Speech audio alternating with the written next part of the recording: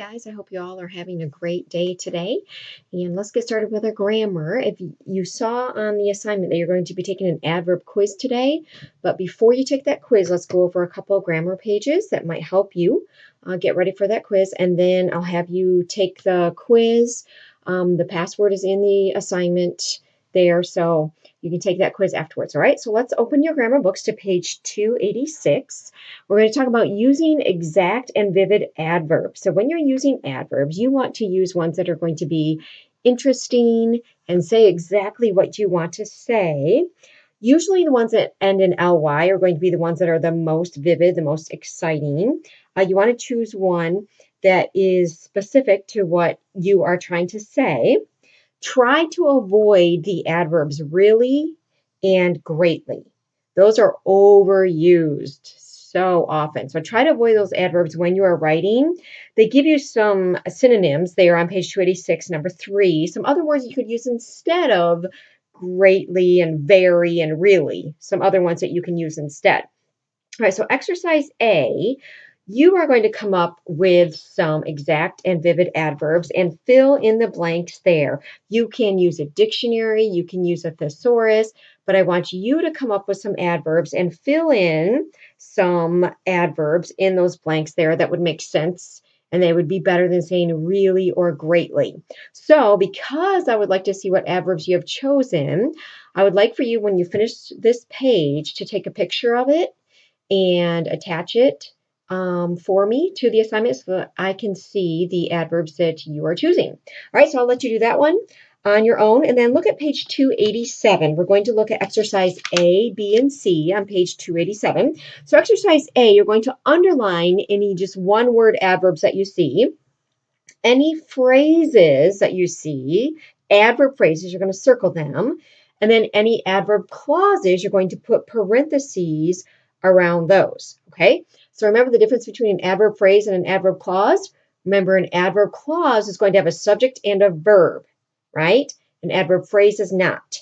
An adverb clause is introduced by subordinating conjunctions. Remember, after, although, as if, since, because, when, whenever, those words, right? So let's look at number 1. Walt Whitman was deeply saddened to learn of Lincoln's death.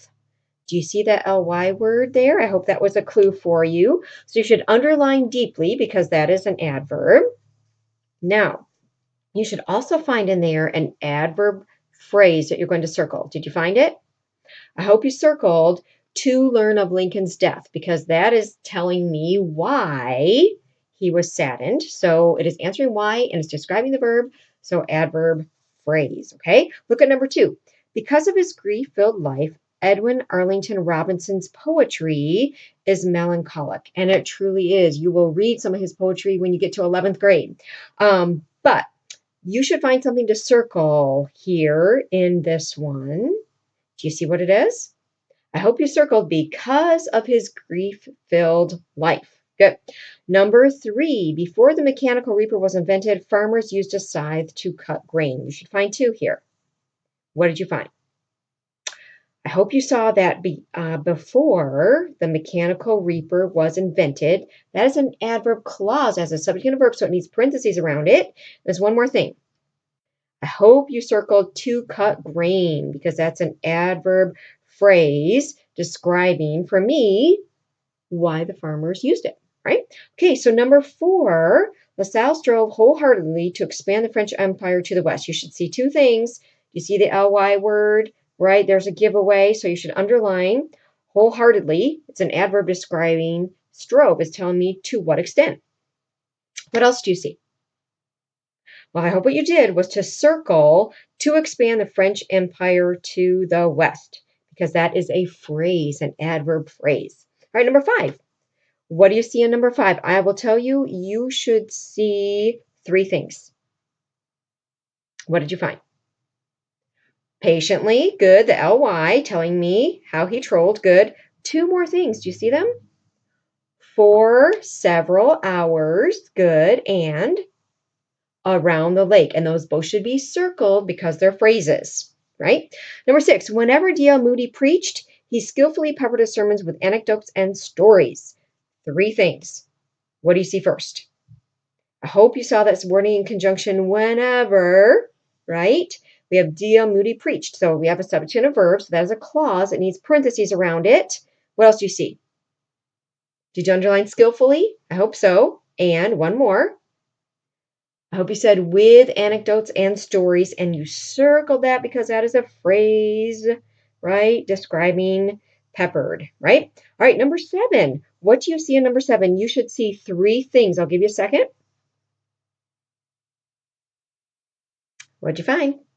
I hope number 1, you circled during the long summer day. That is a prepositional adverb phrase telling me when. Okay. What else did you see? Did you underline unceasingly? I hope so. And one more thing. You should put parentheses around as he drove through the neighborhoods because that is an adverb clause as a subject and a verb, and it started with that subordinating conjunction as. Number 8, you should see 3 things. I'll give you a second. What do you see? I hope the first word, cautiously, right? Ly, adverb. What else do you see? To the window, because that's telling me where he crept, right? And I hope you circled to look down into the dark courtyard because that's telling me why he crept. So I have a where and a why. Okay. Number 9, you should see 3 things. What do you see? First, I hope you underlined always because that is telling me to what extent I should live, right? Then what next? Did you circle in the best company? I hope you did because that's a phrase telling me where. And then one more thing. Parentheses around when you read. Subordinating conjunction, when, subject and verb, so it is an adverb clause. All right, and number 10, you should see 3 things again. What are they? See if you can catch them. I hope right off the bat you saw unless, subordinating conjunction, right? Unless thy law had been my delight. So parentheses around that, that's an adverb clause. What do you see next? I hope that you didn't skip over this one, the word then, because that is telling me when I should have perished then. So then is an adverb. And one more thing. Did you see it? In mine afflictions, adverb phrase. Good. All right, let's move on to exercise B. You're going to choose the correct word, or you can cross out the incorrect one. Whichever way you like to do it is fine with me. All right, so number 1, that old watch from Switzerland runs more accurate or more accurately than my new one. I hope you chose accurately because we need the adverb form. It's describing how it runs. Okay. Number 2, cedar wood sure is fragrant or surely is fragrant. Which did you pick? I hope you remembered our rule that we say surely, not sure. Number 3, Noah performed, I hope you said badly, because he hadn't had, I hope you said any practice, because if you said hadn't had no practice, then you'd have your double negative. Remember, we talked about that yesterday. NT is a negative and no is a negative. You can only have one. Okay. Number 4, Mike spoke German. I hope you said well and practiced as frequently as possible. Now remember, you have to choose well because good is an adjective. So it would need to have something after it like good job, good meal, right? So he spoke German well. All right, number 5. The miserly Scrooge scrimped and saved anywhere, right? Don't say anywheres. Number 6, the pioneers had to travel a long, remember it's way, not ways. We don't put an S on it. Number 7, my father repaired the dripping faucet quickly because I need the adverb form describing how he repaired it. Number 8, Lucas solved the math problem. I hope he said more quickly, not quicklier, more quickly than his brother. Number 9, he jumped farther than anyone else in the long jump. Remember, we can't say he jumped farther than anyone because then you're saying he jumped farther than himself, and that's not possible. All right. Number 10, Bradley did well on the trigonometry examination. All right, let's go to the last one, exercise C. Last one we'll do, and then you can take your quiz. All right, all of these sentences have errors in the use of adverbs. So cross out anything that's incorrect, correct it. If we have a misplaced modifier, we have one in the wrong place, circle it, draw an arrow to where it needs to go. All right, so Got your thinking caps on. You're going to have to think about this. We've got all kinds of things mixed in here, okay? So number one, President Nixon announced on August 8th, 1974, he would resign. What is wrong with this sentence? Did you catch it yet? Okay. On August 8th, 1974, here's the case where we have something in the middle and we're not sure which verb it's describing. Did he announce it on August 8th, 1974, or was he going to resign on August 8th, 1974? Which one is it, right? So circle on August 8th, 1974.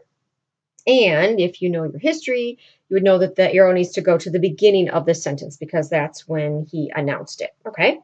Number two, the silo sure needs to be repaired before the harvest. What's wrong?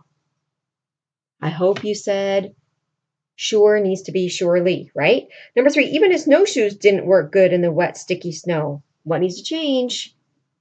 I hope you said good needs to be well, right? Number four, my other shoe must be around here somewheres. What do you need to do? I hope you just crossed off the S on somewheres. Number five, of the three pigs, the spotted sow rolled in the mud more often. What's wrong?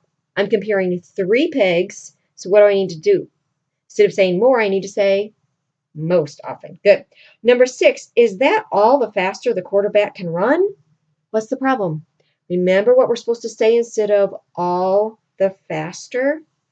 Do you remember? As fast as. Is that as fast as? Number seven, the missionary told us at the end of the month he would leave for Borneo. Uh-oh, the way this sentence is written, there's some confusion. It's kind of ambiguous. So what needs to move? What is the confusing part? I hope you circled at the end of the month because I don't know if he told us at the end of the month or if he's going to leave for Borneo at the end of the month. I don't know which one it is, right? So you need to circle that. And you need to move it either to the beginning of the sentence or to the end of the sentence, depending on what you want the sentence to mean. Number eight, I think the Ballards are the most hospitable family anywheres. What do you need to do? Cross off that S. Good. Number nine, during the long speech, Aaron couldn't hardly keep his eyes open. What do I need to do? I have a double negative. Remember, N apostrophe T and hardly are both negatives. So I have to get rid of one or the other. So you could say Aaron could hardly keep his eyes open, or you could say Aaron couldn't keep his eyes open. You have to get rid of one of the negatives. Right, and number 10, we looked everywheres but couldn't find no vacancies. We have more than one problem in this one. I hope that you cross out the S on everywheres. And then what else? Okay, you double negative again. We have couldn't and no. So we have NT and no, both negatives. You need to get rid of one of them, okay? So you could say, but could find no vacancies or couldn't find any. Either way would be fine, okay? So now that we're finished with that, what I want you to do is to go ahead and take your quiz, all right? Your adverb quiz, you may leave your book open. I'm fine with that for this one, okay? You can use your books if you need to for this quiz. Then when you finish that, go ahead and if you haven't already, watch the Cyrano video for today, and then I will see you later.